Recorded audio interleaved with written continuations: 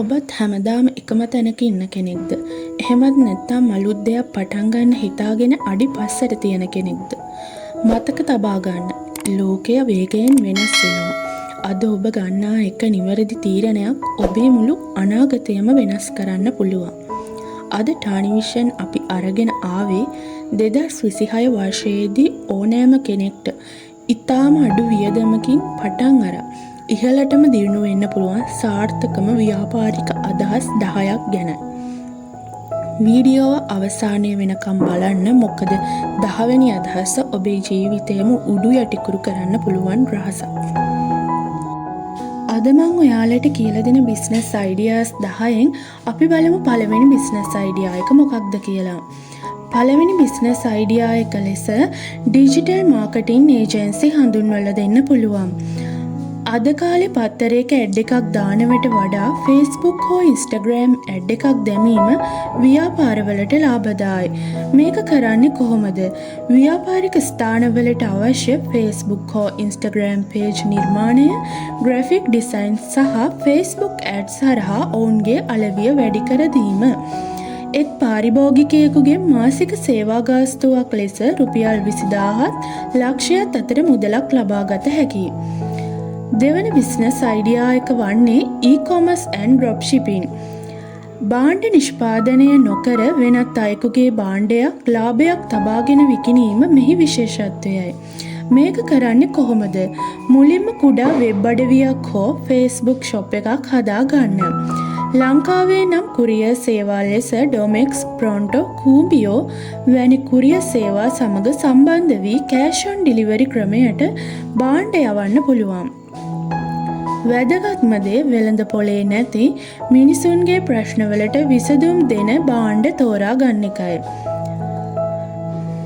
තුන්වෙනි business idea එක වන්නේ content creation and personal branding. මිනිස්සු දැන් තොරතුරු සොයන්නේ පොත්වල නෙවෙයි, සෝෂල් මීඩියා තුලයි. ඔබ දක්ෂ ඕනෑම විෂයක්, උදාහරණයක් ලෙස ආහාර පිසීම, තාක්ෂණය, විලාසිතා හෝ මූල්‍ය උපදෙස් ගැන වීඩියෝස් කරන්න. නරඹන්නන් ලක්ෂයක් පමණ සිටින විට ඔබට බ්‍රෑන්ඩ් ඩීල්ස්, ඇෆ්ලියේට් මාකටිං සහ YouTube ඇඩ්ස් හරහා විශාල ආදායමක් ලැබෙනවා. හතරවෙනි බිස්නස් අයිඩියා එක වන්නේ රිමෝට් එඩියුකේෂන් ඇන්ඩ් ටියුටෝරින්, එනම් ඔන්ලයින් අධ්‍යාපනයයි. භෞතික පන්ති කාමරයකට සීමා වී පන්ති කරනවට වඩා ඔන්ලයින් අධ්‍යාපනය හරහා අද ලෝකයේම ප්‍රසිද්ධ තාක්ෂණයක් ඔස්සේ අධ්‍යාපනය ඉදිරියට ගෙනියන්න ඔබට හැකියාවක් තියෙනවා. මේක කරන්නේ Zoom හෝ Google Meet වැනි apps හරහා ඉගැන්වීම් කළ හැකි. එසේත් නැත්නම් ඔබ දන්නා දෙයක් ගැන කෝස් එකක් වීඩියෝ කර වෙබ් අඩවි වලට විකිණිය හැකියි. විශේෂත්වය වන්නේ එකම වීඩියෝව 10 වාරයක් විකිණීමෙන් පැසිව් ඉන්කම් එකක් ලැබීමයි. පස්වෙනි බිස්නස් අයිඩියා එක වන්නේ sustainable and eco-friendly products. එනම් පරිසර දූෂණය අවම කරන නිෂ්පාදන වලට අනාගතයේදී රජයේ සහ ජාත්‍යන්තරයේ විශාල සහයෝගයක් ලැබෙනවා. උණ බම්බු වලින් කළ නිෂ්පාදන, ප්ලාස්ටික් වෙනුවට කඩදාසි බෑග්, කාබනික රූපලාවන්‍ය නිෂ්පාදන ආදියයි. මේවා නිවැරදිව බ්‍රෑන්ඩ් කළහොත් විවිධ වෙබ් අඩවි හරහා විදේශිකයන්ට ඉහළ මිලකට විකිණිය හැකියි. 6 වෙනි බිස්නස් අයිඩියා එක වන්නේ ෆ්‍රීලාන්සිං. ඩොලර් වලින් මුදල් උපයන්න පුළුවන් ලෙහෙසිම ක්‍රමය මෙයයි. මේ කරන්නේ කොහොමද? වීඩියෝ එඩිටින්, ඩේටා එන්ට්‍රි වැනි ට්‍රාන්ස්ලේෂන් වැනි ඕනෑම ක්ෂේත්‍රයක් තෝරගන්න පුළුවන්. Fiverr, Upwork, Freelancer වැනි වෙබ් අඩවිවල ගිණුමක් සාදා ඔබේ දක්ෂතාවය ප්‍රදර්ශනය කරන්න පුළුවන්. ලංකාවේ සිටියත් ඇමරිකාවේ හෝ එංගලන්තයේ සේවාදායකයෙක් යටතේ ඔබට වැඩ කළ හැකියි. 7 වෙනි බිස්නස් අයිඩියා එක වන්නේ healthy food and meal prep. කාර්ය බහුලත්වය නිසා බොහෝ දෙනෙකුට සෞඛ්‍ය සම්පන්න ආහාර වේලා පිළියෙල කර ගැනීමට වෙලාවක් නැහැ. මේ කරන්නේ කැලරි ප්‍රමාණය ගණනය කළ ව්‍යායාම කරන අයට අවශ්‍ය ආහාර වේල් දිනපතා ඔෆිස් වලට හෝ නිවෙස් වලට ලබා දීමයි. ගුණාත්මක බව රැකගතහොත් ඉතා ඉක්මනින් ප්‍රචාරය කරගනිමින් ව්‍යාපාරය දියුණු කරගත හැකියි. 8 වෙනි බිස්නස් අයිඩියා එක වන්නේ real estate and property management. එනම් ඉඩම් විකිණීමට අමතරව දැන් ලොකු ඉල්ලුමක් තියෙන්නේ ප්‍රොපර්ටි මැනේජ්මන්ට් වලට.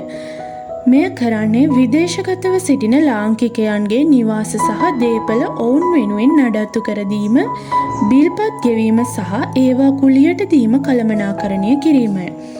මෙහිදී වඩාත්ම වැදගත් වන්නේ ඔබේ විශ්වාසවන්තභාවයයි. 9 වෙනි බිස්නස් අයිඩියා එක වන්නේ තාක්ෂණික සහාය, tech support and gadget repair. Smartphone සහ ලැප්ටොප් පරිහරණය වැඩිවීමත් සමග ඒවායේ අලුත් වැඩියා කටයුතු සහ තාක්ෂණික ගැටලු විසඳීම අත් නොහරින ව්‍යාපාරයක් බවට පත්වෙලා. AI යාවත් තාක්ෂණික මෙවලම්වල භෞතික දෝෂ සෑදීමට මිනිසුන් අවශ්‍ය වී තිබෙනවා. මෙය කරන්නේ ස්මාර්ට් වොච්, ඉයර්බඩ්ස්, මොබයිල් ෆෝන් වැනි දේවල තිර මාරු කිරීම හෝ බැටරි මාරු කිරීම වැනි දේ ඉගෙන ගැනීම.